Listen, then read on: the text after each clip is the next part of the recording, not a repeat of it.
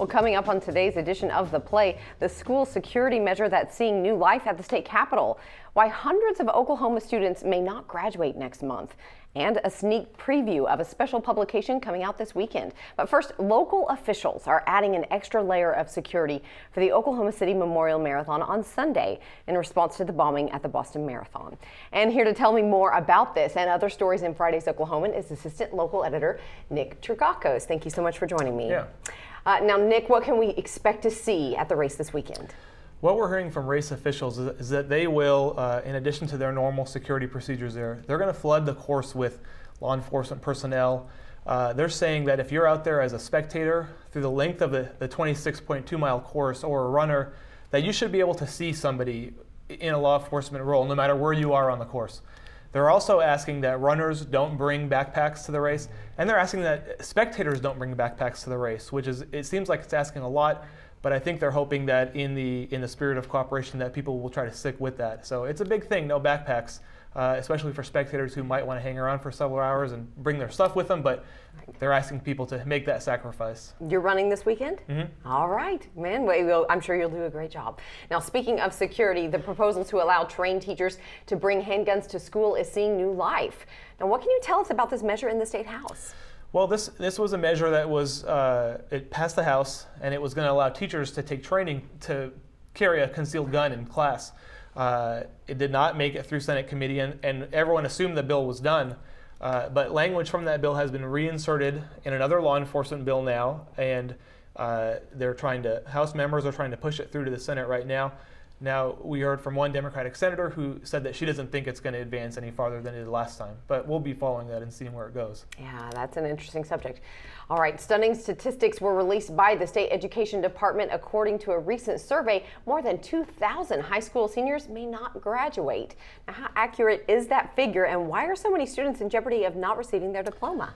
We're looking at numbers that were shared by the State Education Department today. They sent out a survey to the schools. About 3/4 of the schools in the state responded to the survey and said that it's looking like about 2,000 people have not passed the appropriate tests and courses to be eligible to graduate next month.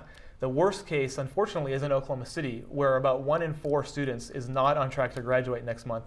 So we'll be looking at the superintendent's reaction to these numbers and just the kind of things that the school district can do to get out of this jam. Okay, all right. Now, we've seen a lot of showers and storms roll through the Sooner State in recent weeks. Now, how has the rain impacted the drought?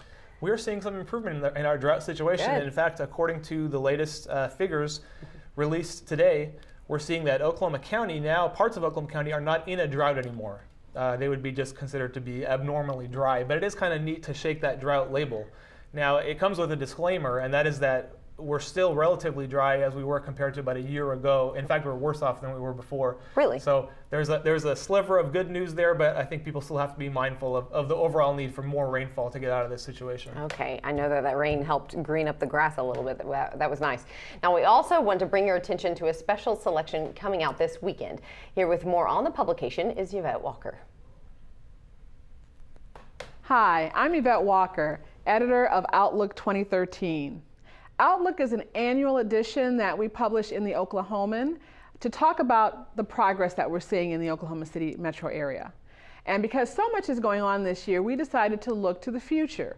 What will the Oklahoma City metro area look like, be like, feel like in 20 years, in 2033?